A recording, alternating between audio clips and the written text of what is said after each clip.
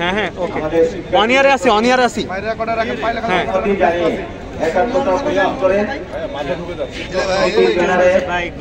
জগন্নাথ বিশ্ববিদ্যালয়ের সকল শিক্ষকরাও ছাত্রদের কাঁধে কাঁধ মিলিয়ে আমাদের তিনটি যৌক্তিক দাবি ছিল, সেই দাবি নিয়ে আমরা কথা বলেছি এবং তার সাথে আরেকটি দাবি যুক্ত হয়েছিল আমাদের উপরে অতর্কিত যে হামলা আমাদের পুলিশ ভাইয়েরা করেছে। আমরা এটা নিয়ে আমরা প্রধান উপদেষ্টার বাসভবনে ঊর্ধ্বতন কর্তৃপক্ষ এবং উপদেষ্টার সাথে আমরা বসে দীর্ঘক্ষণ আলাপ করেছি, দীর্ঘ প্রায় 4 ঘন্টা। তার ফলশ্রুতিতে একটা ইতিবাচক ফলাফল নিয়ে আমরা এসেছি।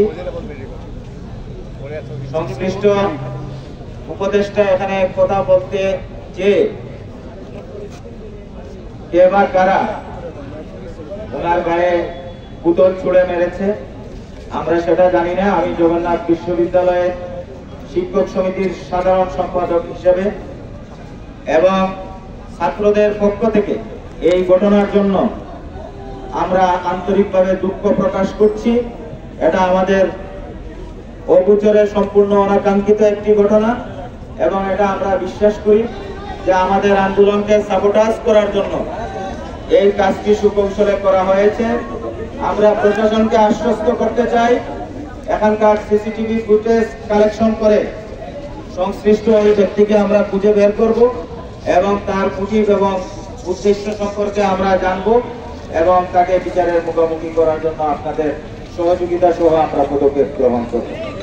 এবার দ্বিতীয় কথা যেটা হলো যে জমি ছাত্র ঐক্য সারা বাংলাদেশের মধ্যে সবচেয়ে নন্দন যে বিষয়, ছাত্রদের মধ্যে ঐক্য এবং সহানুভূতি, এটা সারা বাংলাদেশে জগন্নাথ বিশ্ববিদ্যালয়ে অনন্য এবং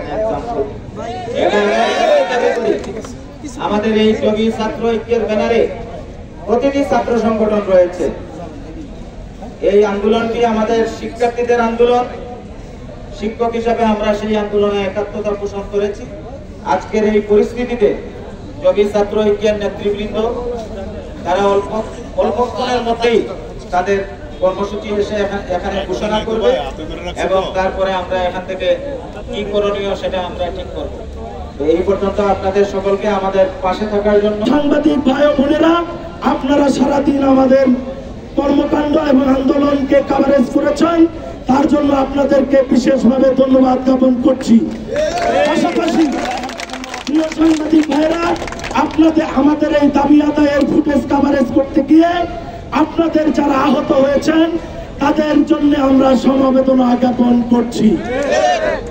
প্রিয় ভাইরা, আপনাদের যদি কোনো কিছু জানার থাকে আমাদেরকে বলতে পারেন।